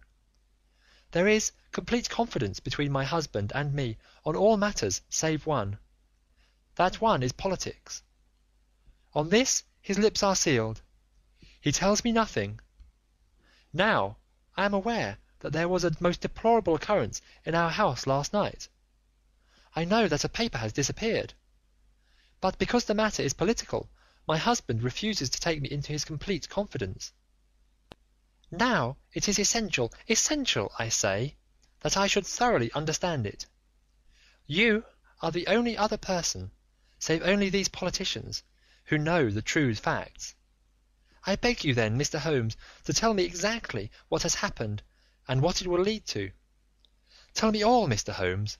Let no regard for your client's interests keep you silent, for I assure you that his interests, if he would only see it, would be best served by taking me into his complete confidence. What was this paper which was stolen?" "Madam, What you ask me is really impossible." She groaned, and sank her face into her hands. "You must see that this is so, madam. If your husband thinks fit to keep you in the dark over this matter, it is for me, who has only learned the true facts under the pledge of professional secrecy, to tell what he has withheld. It is not fair to ask it. It is him whom you must ask." "I have asked him. I come to you as a last resource. But without your telling me anything definite, Mr. Holmes, you may do a great service if you would enlighten me on one point." "What is it, madam?" "Is my husband's political career likely to suffer through this incident?" "Well, madam, unless it is set right, it may certainly have a very unfortunate effect." Ah! She drew in her breath sharply, as one whose doubts are resolved. "One more question, Mr. Holmes. From an expression which my husband dropped in the first shock of this disaster, I understood that terrible public consequences might arise from the loss of this document." "If he said so, I certainly cannot deny it." "Of what nature are they?" "Nay, madam, there again you ask me more than I can possibly answer." "Then I will take up no more of your time. I cannot blame you, Mr. Holmes, for having refused to speak more freely, and you on your side will not, I am sure, think the worse of me because I desire, even against his will, to share my husband's anxieties. Once more I beg that you will say nothing of my visit." She looked back at us from the door, and I had a last impression of that beautiful, haunted face, the startled eyes and the drawn mouth. Then she was gone. "Now, Watson, the fair sex is your department," said Holmes with a smile, when the dwindling frou-frou of skirts had ended in the slam of the front door. "What was the fair lady's game? What did she really want?" "Surely her own statement is clear, and her anxiety very natural." "Hum! Think of her appearance, Watson, her manner, her suppressed excitement, her restlessness, her tenacity in asking questions. Remember that she comes of a caste who do not lightly show emotion." "She was certainly much moved." "Remember also the curious earnestness with which she assured us that it was best for her husband that she should know all. What did she mean by that? And you must have observed, Watson, how she manoeuvred to have the light at her back. She did not wish us to read her expression." "Yes, she chose the one chair in the room." "And yet the motives of women are so inscrutable. You'll remember the woman at Margate whom I suspected for the same reason. No powder on her nose. That proved to be the correct solution. How can you build on such a quicksand? Their most trivial action may mean volumes, or their most extraordinary conduct may depend upon a hairpin or curling tongs. Good morning, Watson." "You are off?" "Yes, I will while away the morning at Godolphin Street with our friends of the regular establishment. With Eduardo Lucas lies the solution of our problem, though I must admit that I have not an inkling as to what form it may take. It is a capital mistake to theorize in advance of the facts. Do stay on guard, my good Watson, and receive any fresh visitors. I'll join you at lunch if I am able." All that day, and the next, and the next, Holmes was in a mood which his friends would call taciturn, and others morose. He ran out and ran in, smoked incessantly, played snatches on his violin, sank into reveries, devoured sandwiches at irregular hours, and hardly answered the casual questions which I put to him. It was evident to me that things were not going well with him or his quest. He would say nothing of the case, and it was from the papers that I learned the particulars of the inquest, and the arrest, with the subsequent release, of John Mitten, the valet of the deceased. The coroner's jury brought in the obvious, wilful murder. but the parties remained as unknown as ever. No motive was suggested. The room was full of articles of value, but none had been taken. The dead man's papers had not been tampered with. They were carefully examined, and showed that he was a keen student of international politics, an indefatigable gossip, a remarkable linguist, and an untiring letter writer. He had been on intimate terms with the leading politicians of several countries, but nothing sensational was discovered among the documents which filled his drawers. As to his relations with women, they appeared to have been promiscuous but superficial. He had many acquaintances among them, but few friends, and no one whom he loved. His habits were regular, his conduct inoffensive. His death was an absolute mystery, and likely to remain so. As to the arrest of John Mitton, the valet, it was a counsel of despair, as an alternative to absolute inaction. But no case could be sustained against him. He had visited friends in Hammersmith that night. The alibi was complete. It is true that he started home at an hour which should have brought him to Westminster before the time when the crime was discovered, but his own explanation that he had walked part of the way seemed probable enough in view of the fineness of the night. He had actually arrived at 12 o'clock, and appeared to be overwhelmed by the unexpected tragedy. He had always been on good terms with his master. Several of the dead man's possessions, notably a small case of razors, had been found in the valet's boxes, but he explained that they had been presents from the deceased, and the housekeeper was able to corroborate the story. Mitton had been in Lucas's employment for 3 years. It was noticeable that Lucas did not take Mitton on the continent with him. Sometimes he visited Paris for 3 months on end, but Mitton was left in charge of the Godolphin Street house. As to the housekeeper, she had heard nothing on the night of the crime. If her master had a visitor, he had himself admitted him. So, for 3 mornings the mystery remained, so far as I could follow it in the papers. If Holmes knew more, he kept his own counsel, but, as he told me that Inspector Lestrade had taken him into his confidence in the case, I knew that he was in close touch with every development. Upon the 4th day there appeared a long telegram from Paris, which seemed to solve the whole question. "A discovery has just been made by the Parisian police," said the Daily Telegraph, "which raises the veil which hung round the tragic fate of Mr. Eduardo Lucas, who met his death by violence last Monday night at Godolphin Street, Westminster. Our readers will remember that the deceased gentleman was found stabbed in his room, and that some suspicion attached to his valet, but that the case broke down on an alibi. Yesterday, a lady, who has been known as Madame Henri Fournay, occupying a small villa in the Rue Austerlitz, was reported to the authorities by her servants as being insane. An examination showed she had indeed developed mania of a dangerous and permanent form. On inquiry, the police have discovered that Madame Henri Fournay only returned from a journey to London on Tuesday last, and there is evidence to connect her with the crime at Westminster. A comparison of photographs has proved conclusively that Monsieur Henri Fournay and Eduardo Lucas were really one and the same person, and that the deceased had for some reason lived a double life in London and Paris.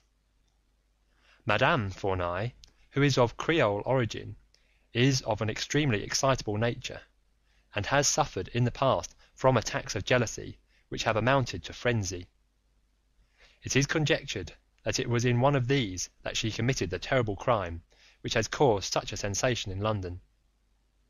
Her movements upon the Monday night have not yet been traced, but it is undoubted that a woman answering to her description attracted much attention at Charing Cross Station on Tuesday morning by the wildness of her appearance and the violence of her gestures.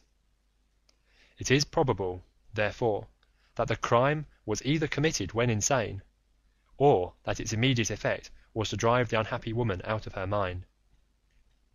At present she is unable to give any coherent account of the past, and the doctors hold out no hopes of the re-establishment of her reason.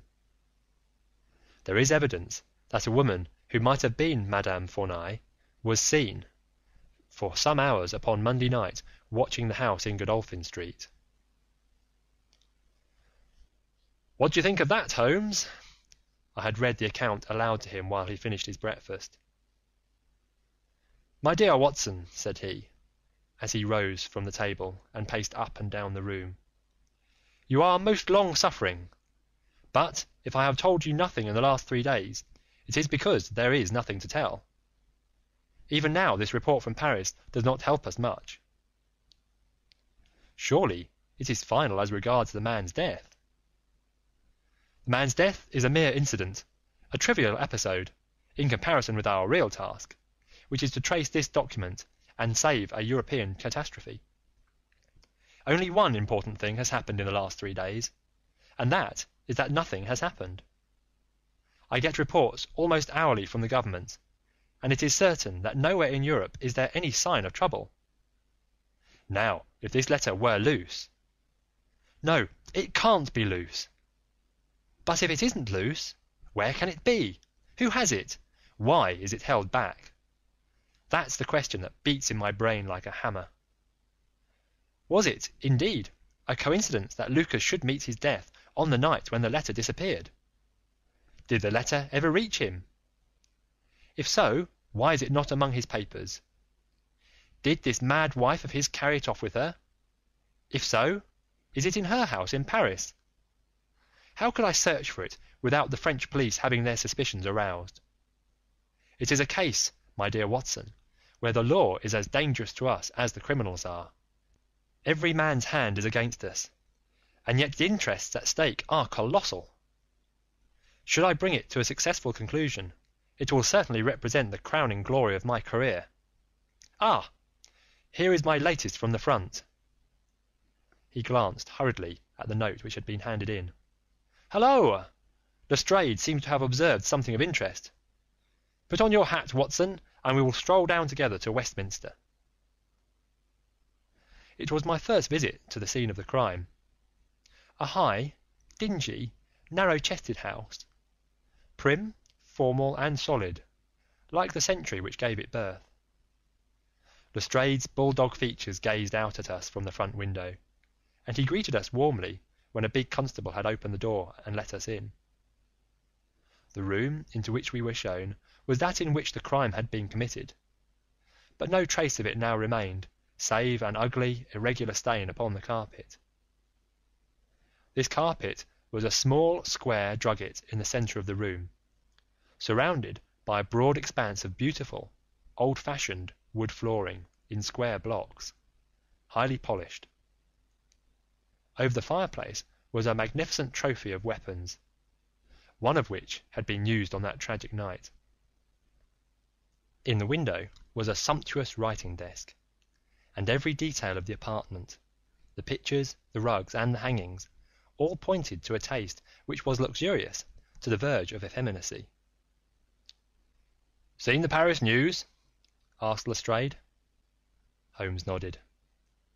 "Our French friends seem to have touched the spot this time. No doubt it's just as they say. She knocked on the door. Surprise visit, I guess, for he kept his life in watertight compartments. He let her in. Couldn't keep her in the street. She told him how she had traced him, reproached him. One thing led to another, and then with that dagger so handy the end soon came. It wasn't all done in an instant, though, for these chairs were all swept over yonder, and he had one in his hand as if he had tried to hold her off with it. We've got it all clear, as if we had seen it." Holmes raised his eyebrows. "And yet you have sent for me?" "Ah, yes. That's another matter. A mere trifle, but the sort of thing you take an interest in. Queer, you know, and what you might call freakish. It has nothing to do with the main fact. Can't have, on the face of it." "What is it, then?" "Well, You know, after a crime of this sort, we are very careful to keep things in their position. Nothing has been moved. Officer in charge here day and night. This morning, as the man was buried and the investigation over, so far as this room is concerned, we thought we could tidy up a bit. This carpet, you see it is not fastened down, only just laid there. We had occasion to raise it, we found. Yes, you found? Holmes's face grew tense with anxiety. Well, I'm sure you would never guess in 100 years what we did find. You see that stain on the carpet? Well, a great deal must have soaked through, must it not? Undoubtedly it must. Well, you will be surprised to hear that there is no stain on the white woodwork to correspond. No stain? But there must. Yes, so you would say, but the fact remains that there isn't. He took the corner of the carpet in his hand, and turning it over, he showed that it was indeed as he said. But the underside is as stained as the upper. It must have left a mark. Lestrade chuckled with delight at having puzzled the famous expert. Now, I'll show you the explanation. There is a second stain, but it does not correspond with the other. See for yourself. As he spoke, he turned over another portion of the carpet, and there, sure enough, was a great crimson spill upon the square white facing of the old-fashioned floor. What do you make of that, Mr. Holmes? Why, it is simple enough. The two stains did correspond, but the carpet has been turned round. As it was square and unfastened, it was easily done. The official police don't need you, Mr. Holmes, to tell them that the carpet must have been turned round. That's clear enough, for the stains lie above each other, if you lay it over this way. But what I want to know is who shifted the carpet, and why. I could see from Holmes's rigid face that he was vibrating with inward excitement. Look here, Lestrade, said he. Has that constable in the passage been in charge of the place all the time? Yes, he has. Well, take my advice. Examine him carefully. Don't do it before us. We'll wait here. You take him into the back room. You'll be more likely to get a confession out of him alone. Ask him how he dared to admit people and leave them alone in this room. Don't ask him if he has done it. Take it for granted. Tell him you know someone has been here. Press him. Tell him that a full confession is his only chance of forgiveness. Do exactly what I tell you. By George, if he knows, I'll have it out of him, cried Lestrade. He darted into the hall, and a few moments later his bullying voice sounded from the back room. Now, Watson, now, cried Holmes, with frenzied eagerness. All the demoniacal force of the man masked behind that listless manner burst out in a paroxysm of energy. He tore the drugget from the floor, and in an instant was down on his hands and knees, clawing at each of the squares of wood beneath it. One turned sideways as he dug his nails into the edge of it. It hinged back like a lid of a box. A small black cavity opened beneath it. Holmes plunged his eager hand into it and drew it out with a bitter snarl of anger and disappointment. It was empty. Quick, Watson, quick! Get it back again! The wooden lid was replaced, and the drugget had only just been drawn straight when Lestrade's voice was heard in the passage. He found Holmes leaning languidly against the mantelpiece, resigned and patient, endeavouring to conceal his irrepressible yawns.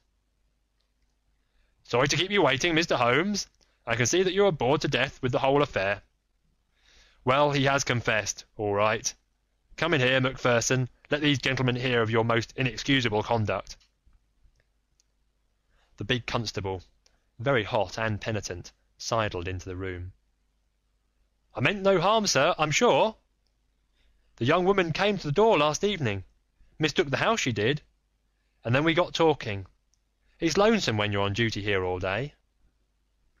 Well, what happened then? She wanted to see where the crime was done. Had read all about it in the papers, she said. She was a very respectable, well-spoken young woman, sir, and I saw no harm in letting her have a peep. When she saw that mark on the carpet, down she dropped on the floor and lay as if she were dead. I ran to the back and got some water, but I could not bring her to. Then I went round the corner to the ivy plant for some brandy, and by the time I brought it back to the young woman, had recovered and was off, ashamed of herself, I dare say, and dared not face me. How about moving that drugget? Well, sir, it was a bit rumpled, certainly, when I came back. You see, she fell on it, and it lies on a polished floor with nothing to keep it in place. I straightened it out afterwards. It's a lesson that you can't deceive me, Constable Macpherson, said Lestrade with dignity. No doubt you thought that your breach of duty could never be discovered, and yet a mere glance at that drugget was enough to convince me that someone had been admitted to the room. It's lucky for you, my man, that nothing is missing, or you would find yourself in Queer Street. I'm sorry to have called you down over such a petty business, Mr. Holmes, but I thought the point of the second stain not corresponding with the first would interest you. Certainly. It was most interesting. Has this woman only been here once, Constable? Yes, sir, only once. Who was she? Don't know the name, sir. Was answering an advertisement about typewriting and came to the wrong number. Very pleasant, genteel young woman, sir. Tall? Handsome? Yes, sir, she was a well-grown young woman. I suppose you might say she was handsome. Perhaps some would say she was very handsome. Oh, officer, do let me have a peep, says she. She had pretty, coaxing ways, as you might say, and I thought there was no harm in letting her just put her head through the door. How was she dressed? Quiet, sir. A long mantle down to her feet. What time was it? It was just growing dusk at the time. They were lighting the lamps as I came back with the brandy. Very good, said Holmes. Come, Watson, I think that we have more important work elsewhere. As we left the house, Lestrade remained in the front room, while the repentant constable opened the door to let us out. Holmes turned on the step and held up something in his hand. The constable stared intently. Good Lord, sir, he cried with amazement on his face. Holmes put his finger on his lips, replaced his hand in his breast pocket, and burst out laughing as we turned down the street. Excellent, said he. Come, friend Watson, the curtain rings up for the last act. You will be relieved to hear that there will be no war, that the Right Honourable Trelawney Hope will suffer no setback in his brilliant career, that the indiscreet sovereign will receive no punishment for his indiscretion, that the Prime Minister will have no Europe on complication to deal with, and that with a little tact and management upon our part, nobody will be a penny the worse for what might have been a very ugly incident. My mind filled with admiration for this extraordinary man. You have solved it, I cried. Hardly that, Watson. There are some points which are as dark as ever, but we have so much that it will be our own fault if we cannot get the rest. We will go straight to Whitehall Terrace and bring the matter to a head. When we arrived at the residence of the European Secretary, it was for Lady Hilda Trelawney Hope that Sherlock Holmes inquired. We were shown into the morning room.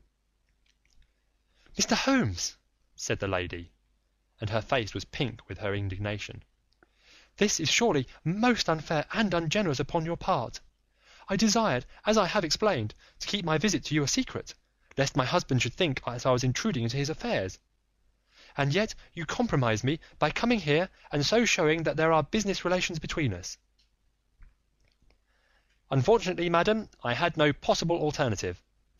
I have been commissioned to recover this immensely important paper. I must therefore ask you, madam, to be kind enough to place it in my hands.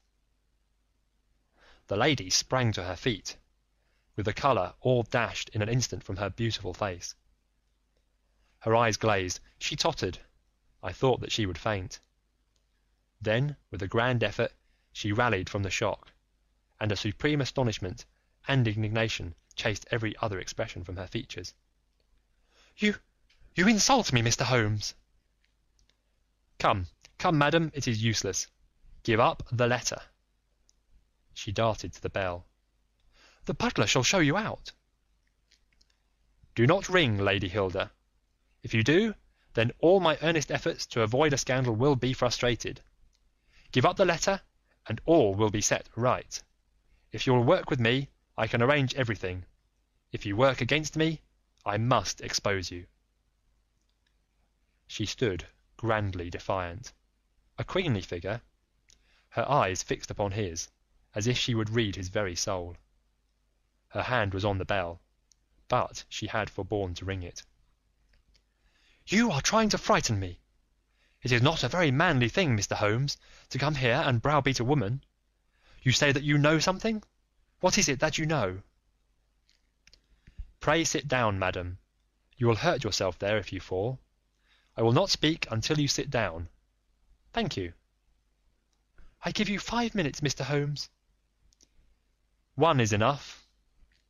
Lady Hilda, I know of your visit to Eduardo Lucas, of your giving him this document, of your ingenious return to the room last night, and of the manner in which you took the letter from the hiding-place under the carpet." She stared at him with an ashen face and gulped twice before she could speak. "You are mad, Mr. Holmes, you are mad!" she cried at last. He drew a small piece of cardboard from his pocket. It was the face of a woman cut out of a portrait. "I have carried this because I thought it might be useful," said he. "The policeman has recognized it." She gave a gasp, and her head dropped back in the chair. "Come, Lady Hilda, you have the letter? The matter may still be adjusted. I have no desire to bring trouble to you. My duty ends when I have returned the lost letter to your husband. Take my advice and be frank with me. It is your only chance." Her courage was admirable. Even now she would not own defeat. "I tell you again, Mr. Holmes, that you are under some absurd illusion." Holmes rose from his chair. "I am sorry for you, Lady Hilda. I have done my best for you. I can see that it is all in vain." He rang the bell. The butler entered. "Is Mr. Trelawney Hope at home?" "He will be at home, sir, at 1:15." Holmes glanced at his watch. "Still 1/4 of an hour," said he. "Very good, I shall wait." The butler had hardly closed the door behind him when Lady Hilda was down on her knees at Holmes's feet, her hands outstretched, her beautiful face upturned and wet with her tears. "Oh, spare me, Mr. Holmes, spare me!" she pleaded in a frenzy of supplication. "For heaven's sake, don't tell him. I love him so. I would not bring one shadow on his life, and this, I know, would break his noble heart." Holmes raised the lady. "I am thankful, madam, that you have come to your senses even at this last moment. There is not an instant to lose. Where is the letter?"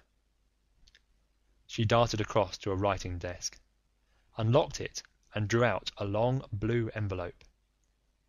"Here it is, Mr. Holmes. Would to heaven I had never seen it!" "How can we return it?" Holmes muttered. "Quick, quick, we must think of some way. Where is the dispatch box?" "Still in his bedroom." "What a stroke of luck! Quick, madam, bring it here." A moment later she had appeared with a red flat box in her hand. "How did you open it before? You have a duplicate key?" "Yes, of course you have. Open it." From out of her bosom Lady Hilda had drawn a small key. The box flew open. It was stuffed with papers. Holmes thrust the blue envelope deep down into the heart of them, between the leaves of some other document. The box was shut, locked, and returned to the bedroom. "Now we are ready for him," said Holmes. "We have still 10 minutes. I am going far to screen you, Lady Hilda. In return, you will spend the time in telling me frankly the real meaning of this extraordinary affair." "Mr. Holmes, I will tell you everything," cried the lady. "Oh, Mr. Holmes, I would cut off my right hand before I gave him a moment of sorrow. There is no woman in all London who loves her husband as I do. And yet, if he knew how I had acted, how I have been compelled to act, he would never forgive me, for his own honour stands so high that he could not forget or pardon a lapse in another. Help me, Mr. Holmes. My happiness, his happiness, our very lives are at stake." Quick, madam, the time grows short." "It was a letter of mine, Mr. Holmes, an indiscreet letter written before my marriage. A foolish letter. A letter of an impulsive, loving girl. I meant no harm, and yet he would have thought it criminal. Had he read that letter, his confidence would have been forever destroyed. It is years since I wrote it. I had thought that the whole matter was forgotten. Then at last I heard from this man, Lucas, that it had passed into his hands, and that he would lay it before my husband. I implored his mercy. He said that he would return my letter if I would bring him a certain document, which he described in my husband's dispatch box. He had some spy in the office who had told him of his existence. He assured me that no harm could come to my husband. Put yourself in my position, Mr. Holmes. What was I to do?" "Take your husband into your confidence." "I could not, Mr. Holmes, I could not. On the one side seemed certain ruin, on the other, terrible as it seemed to take my husband's paper, still in a matter of politics I could not understand the consequences, while in a matter of love and trust they were only too clear to me. I did it, Mr. Holmes. I took an impression of his key. This man, Lucas, furnished a duplicate. I opened his dispatch box, took the papers, and conveyed it to Godolphin Street." "What happened there, madam?" "I tapped at the door. As agreed, Lucas opened it. I followed him into his room, leaving the hall door ajar behind me, for I feared to be alone with the man. I remember that there was a woman outside as I entered. Our business was soon done. He had my letter on his desk. I handed him the document. He gave me the letter. At this instant there was a sound at the door. There were steps in the passage. Lucas quickly turned back the drugget, thrust the document into some hiding place there, and covered it over. What happened after that is like some fearful dream. I have a vision of a dark, frantic face, of a woman's voice, which screamed in French. My waiting is not in vain. At last I have found you with her. There was a savage struggle. I saw him with a chair in his hand. A knife gleamed in hers. I rushed from the horrible scene, ran from the house, and only next morning in the paper did I learn of the dreadful result.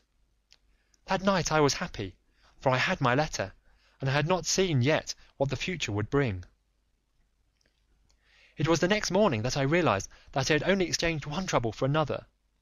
My husband's anguish at the loss of his paper went to my heart. I could hardly prevent myself from there and then kneeling down at his feet and telling him what I had done. But that again would mean a confession of the past. I came to you that morning in order to understand the full enormity of my offence. From the instant that I grasped it in my whole mind was turned to the one thought of getting back my husband's paper. It must still be where Lucas had placed it, for it was concealed before this dreadful woman entered the room. If it had not been for her coming, I should not have known where his hiding place was. How was I to get into the room? For 2 days I watched the place, but the door was never left open. Last night I made a last attempt. What I did, and how I succeeded, you have already learned. I brought the paper back with me, and thought of destroying it, since I could see no way of returning it without confessing my guilt to my husband. Heavens, I hear his step upon the stair!" The European secretary burst excitedly into the room. "Any news, Mr. Holmes? Any news?" he cried. "I have some hopes." "Ah, thank heaven!" His face became radiant. "The Prime Minister is lunching with me. May he share your hopes? He has nerves of steel, and yet I know that he has hardly slept since this terrible event. Jacobs, will you ask the Prime Minister to come up? As to you, dear, I fear that this is a matter of politics. We will join you in a few minutes in the dining room." The Prime Minister's manner was subdued, but I could see by the gleam of his eyes and the twitchings of his bony hands that he shared the excitement of his young colleague. "I understand that you have something to report, Mr. Holmes." "Purely negative as yet," my friend answered. "I have inquired at every point where it might be, and I am sure that there is no danger to be apprehended." "But that is not enough, Mr. Holmes. We cannot live forever on such a volcano. We must have something definite." "I am in hopes of getting it. That is why I am here. The more I think of the matter, the more convinced I am that the letter has never left this house." "Mr. Holmes!" "If it had, it would certainly have been public by now." "But why should anyone take it in order to keep it in this house?" "I am not convinced that anyone did take it."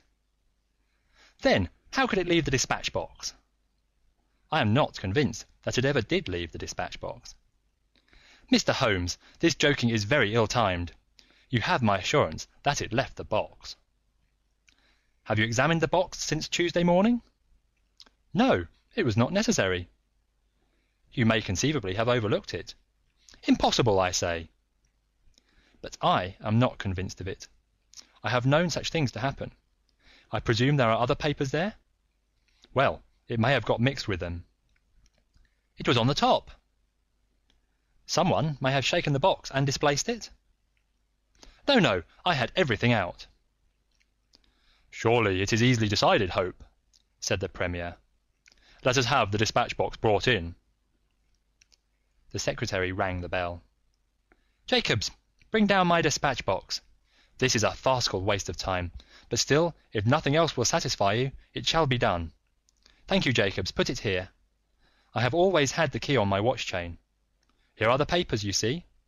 Letter from Lord Merrow, report from Sir Charles Hardy, memorandum from Belgrade, note on the Russo-German grain taxes, letter from Madrid, note from Lord Flowers.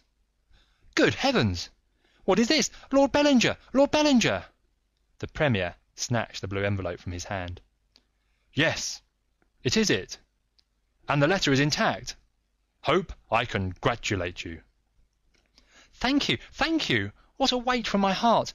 But this is inconceivable, impossible! Mr. Holmes, you are a wizard, a sorcerer! How did you know it was there?" "Because I knew it was nowhere else." "I cannot believe my eyes!" He ran wildly to the door. "Where is my wife? I must tell her that all is well. Hilda! Hilda!" We heard his voice on the stairs. The Premier looked at Holmes with twinkling eyes. "Come, sir," said he, "there is more in this than meets the eye. How came the letter back in the box?" Holmes turned away, smiling from the keen scrutiny of those wonderful eyes.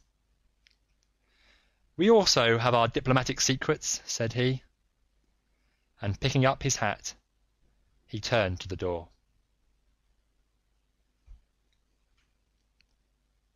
End of The Adventure of the Second Stain.